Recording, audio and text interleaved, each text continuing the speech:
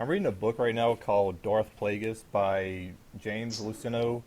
It's basically a Star Wars book, like having to do with the Force and like specifically the dark side of the Force. Are you familiar with like the idea of the Force from our Star Wars movies? Sure, David, so mind I am, however, I am also aware of what the reptiles use this as a metaphor, so I would consider it to be the source, if you wish. The force doesn't really matter, and yes, sides are interpretations of that energy. Okay. Um, so I read a quote in the book this morning that really stuck with me. The character Darth Sidious says, strength is not in the flesh, but in the force." Does that sound like accurate to you? I mean, does that resonate? Strength comes not from the flesh, but from the force, or the source, so to speak. It greatly depends on the definition of strength. Purely physically speaking, everything in the material universe is a manifestation of energy from higher dimensionalities, ultimately from source energy, so it's not just strength, but rather everything that comes from source. So everything that somewhere is material, I would say, is from the source, and therefore, of course, I understand what this individual, this context, is trying to express. What he's referring to, it might seem from such an entity as a darker statement is quite neutral from what I would say, simply the statement that everything that manifests in the physically originally comes from the non-physically, if you take into consideration the idea of time as this person apparently experiences in such a context, because the flesh is nothing but a manifestation of energy. Okay. And like I said, the book it deals a lot with like specifically the dark side of the Force, and there are characters who are Sith lords, and they kind of operate from the shadows and operate in secret, and they're trying to take over the galaxy. Is this pretty much how like the so-called Illuminati, like how they work? I mean, are they basically just like the Sith?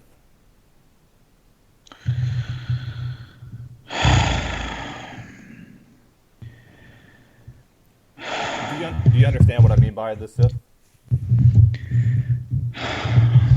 I understand, however.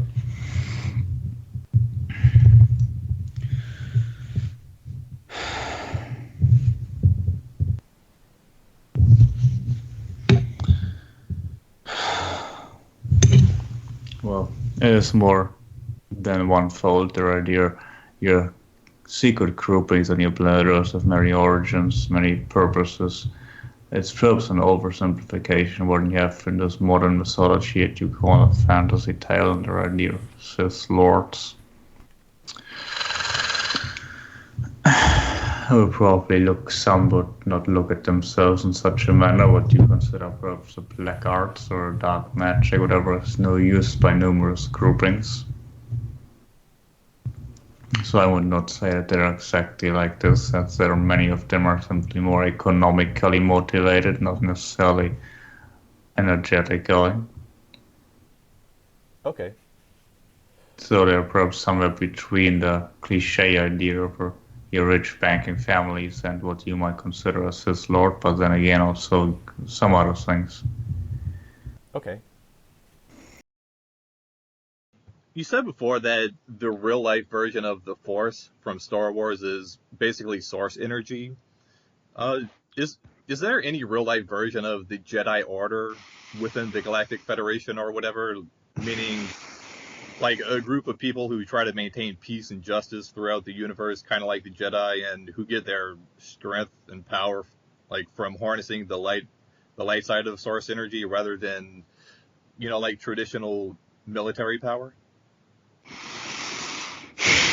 I don't like to divide what you would call a force in lighter or darker. The only reason I've used this, and I am using this particular reference, because many people that are willing to talk to beings such as myself, I'm aware, influenced by your entertainment industry, which we talked about just previously, which again is also written with false information, sometimes mixed with some truthful tidbits, and the idea here being that of course there is something like the force or the source or whatever word you like to use, or God, or if you will, and that you can tune into at all times. And of course there are beings that do so out here in the cosmos doing different things with it. It's not like your Jedi order or it's based on something literal, or a Sith order. There are entities out here that you would strongly be reminded of, your so-called Sith or Jedi. Yes, however, not that they dress that way or that they have similar rituals or that they travel around, but they're people that you would consider perhaps in the Galactic police force of a more military nature, where it's not like they're pulling their power purely from a source, but yes, they're beings of a military nature. Those some of them affiliate with darker and lighter factions that you can then put such labels on if you want to, that you know from those ideas that you have from the entertainment industry, which might be loosely based telepathically on something out here, or a fantasy, but then again, there's really no such thing as an imagination of something that doesn't somewhere exist in one way or the other. However, my main question being, yes, there are entities that are policing certain factions, not the entire universe or anything, but certain factions where they restore or uphold what they consider order, but they're also conflicting with each other. They're like military police. They're also conflicting about what they consider such. And then, of course, you have those factions, if you want to call them light or dark, that have different ideas of how exactly those governance should be implemented. And you have those that are what you might call criminals or pirates or something, and don't care about right or wrong. They just want to establish something for themselves individually, perhaps more like your, well, I'm using another reference, your capitalist economy, for example, where one against all, where this one person doesn't care much about what's right or wrong, it just wants the best for themselves. And then you have other factions that are more collectivist, that have more the idea, perhaps like your fascist or communist system, that both have the idea that there should be a rule for all, that everybody adheres to, what they have conflicting ideas about what that rule should be, and they try to impose it on others, as well as each other, and therefore have many different conflicting factions. If you want to relate this to those science fiction ideas that you're thinking of, you can, but it's not like it's literally the same thing. But I understand what you're coming from and what you're referring to. Okay.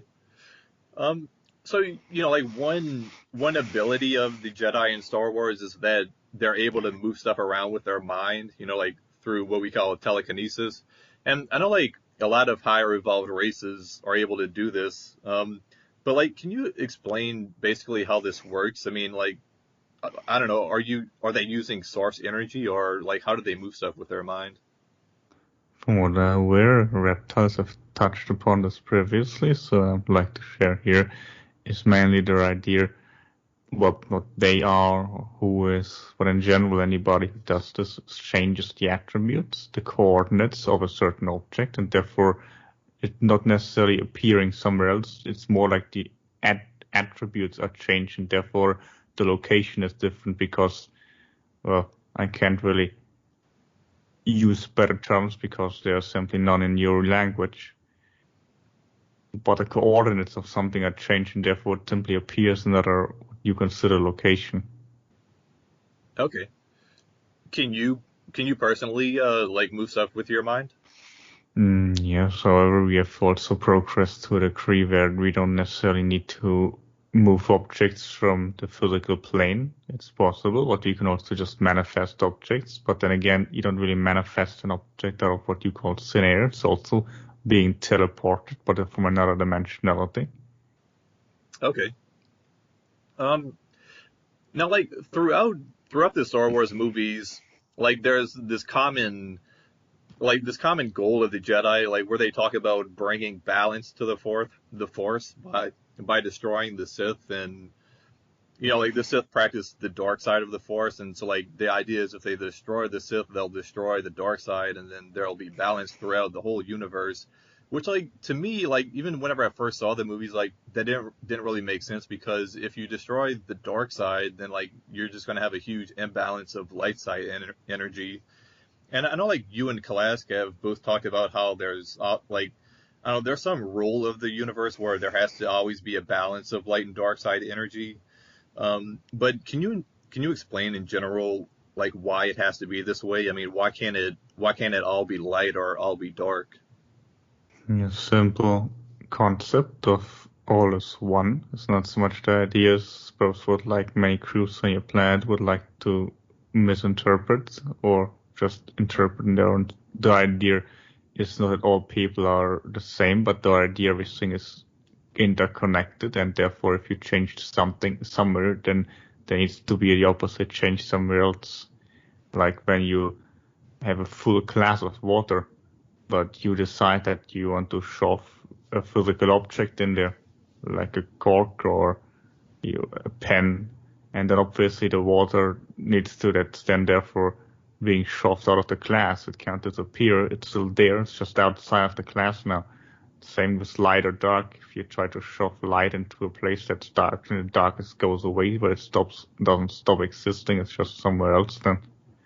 And in your current universe, you are usually dividing energy in light and dark in your lower dimensionality at least. So therefore, you're not going to move energy as dark or as light from a certain area without it reappearing somewhere else. It's not like somebody made that rule and just makes sure that there doesn't any change happen. It is simply a physical rule. The same way as the law of gravity on your planet is the rule of the day in a third dimension at least. So therefore, you don't have to divide energy in light and dark. Anything is really both on some level. It's just up to your definition on what you like to attribute to it. Okay. So does God or the Source have a preference for like either the light side or the dark side? God or source is literally the definition of an equivalent amount of both. Okay. It is both light and dark at the same time, or God is the devil if you wish.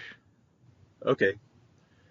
Um, Now, like a while back, I mentioned a Star Wars book that I had read named Darth Plagueis, and like there's one part where like the Sith Lord Darth Plagueis is talking to his apprentice, and he tells him, "quote The lives of most beings are of small consequence. The Jedi have failed to understand this. They are so busy saving lives and striving to keep the powers of the Force in balance that they have lost sight of the fact that sentient life is meant to evolve, not simply languish in contented stasis." And like, there's a lot more to it. He talks for like a long time, but basically, like, his argument is that the Jedi want the galaxy to simply exist in peace and harmony and light and love, but that this causes life to remain unchanging and become stagnant. And the only way for life to evolve is with war and conflict, which, like, the Sith see as their mission, or one of their missions anyway. Um, like, first of all, do you agree that life can only evolve with war and conflict? First and foremost, yes, as an idea, there's only evolutions of conflict, but obviously, if you have an overabundance of conflict, then you end up destroying what there is to be evolved. Like, for example, if you push a certain weight when you're working out your body, and then you can get stronger. However, when you push so much that you cannot hold it up and it comes down and crushes you, then you have not accomplished anything in the regard of growth. You have destroyed your body to a degree that it can no longer function properly, so you achieve the opposite. So it's also there a point of balance, how much strife and conflict is necessary and how much is too much. And from a higher perspective, crews that in this particular hypothetical scenario you're calling Sith or Jedi are simply also part of that balance. If one could not exist without the other, and if one would stop doing what they're doing, then the other one would have to. They might succeed very quickly or dominate the other one, but then they themselves would fall apart again, because this whole duality is part of the lower dimensionality, and you cannot supersede it by pretending that you understand the lesson. You have to go through the lesson, and it involves indeed always some form of conflict and strife between two different or even multifaceted units. Okay. So, I mean, like, you know, KALASK was talking recently about the possibility of a World War III, you know, in our future. I mean, like, so, like, should people on Earth just, you know, look forward to World War III and be like, oh, hey, it'll be a great opportunity for us to evolve? I mean, like, what do you think? Should we just accept war and accept that it's good, not bad?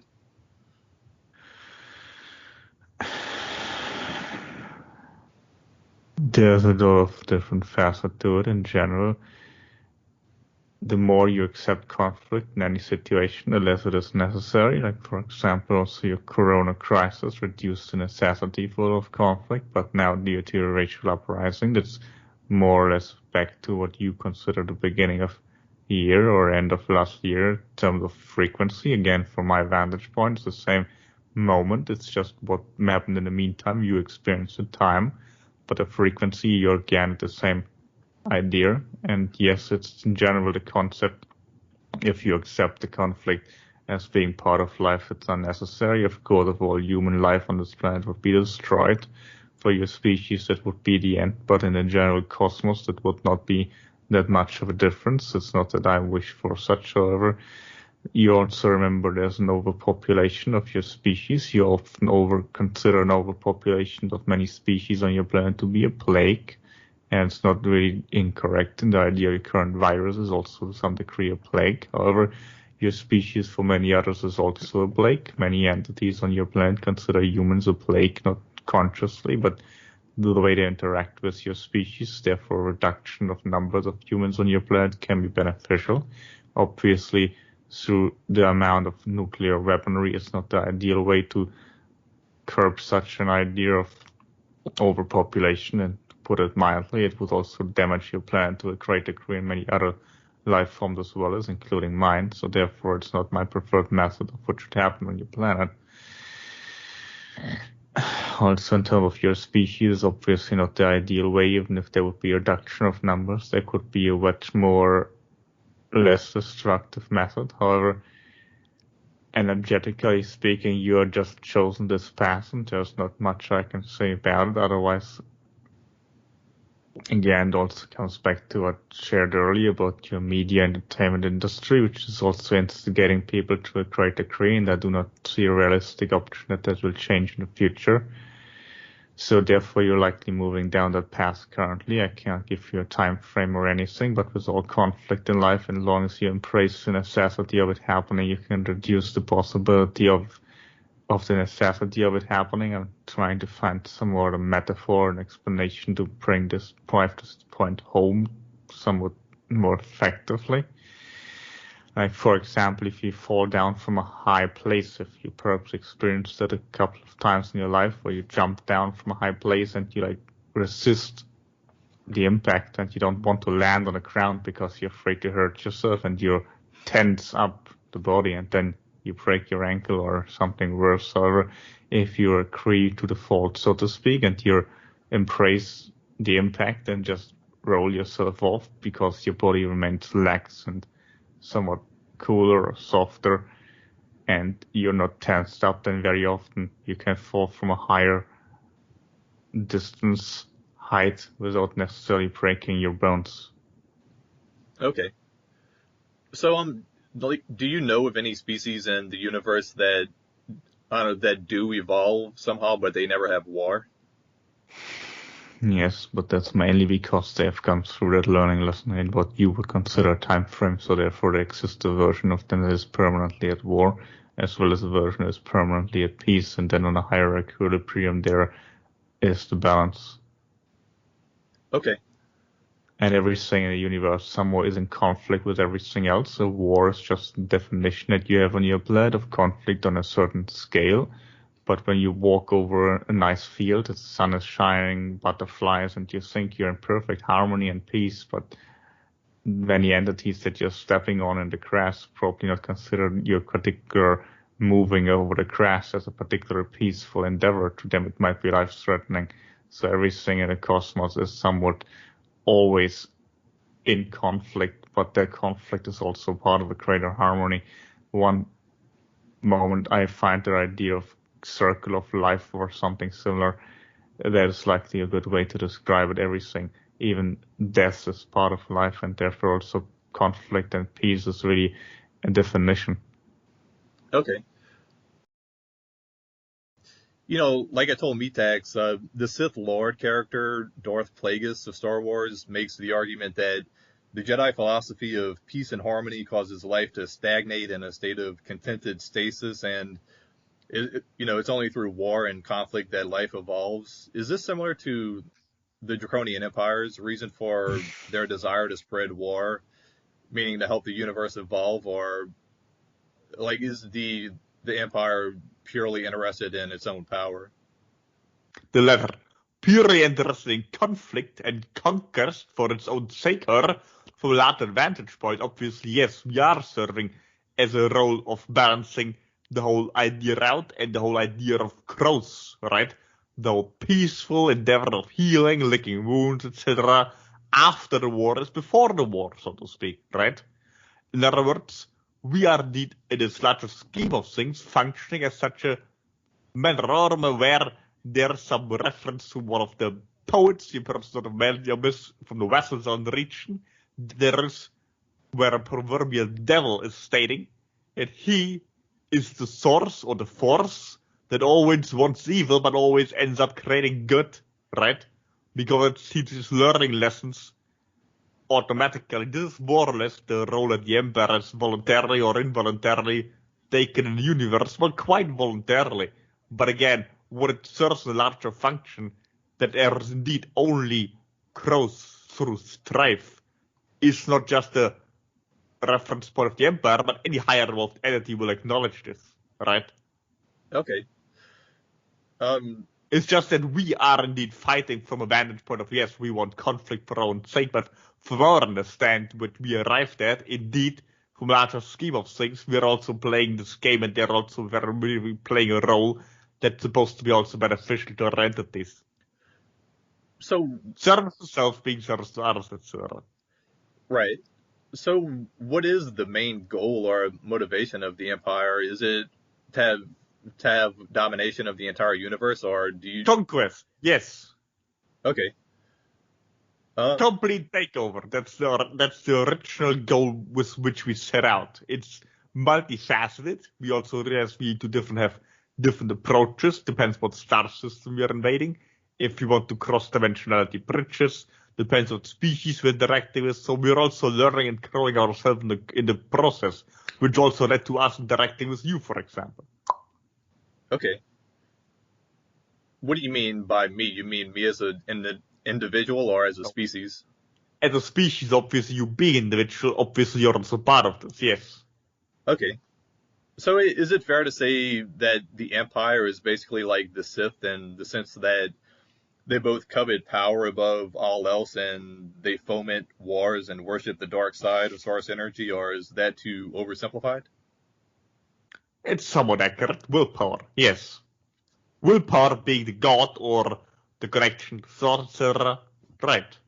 Okay. It is an oversimplification, yes, but nonetheless, the general vantage point is correct. A lot of what you concerning the dark side on your planet is indeed what we have decided to encompass and what you consider in this universe, or there's no necessity to divide things that easily lighter, darker, but at least this philosophy, for what you understand from your science fiction idea, at least makes the attempt to accurately represent the darker side, so to speak, that the Empire's taken to a large degree and not just sees it as a menace. Okay.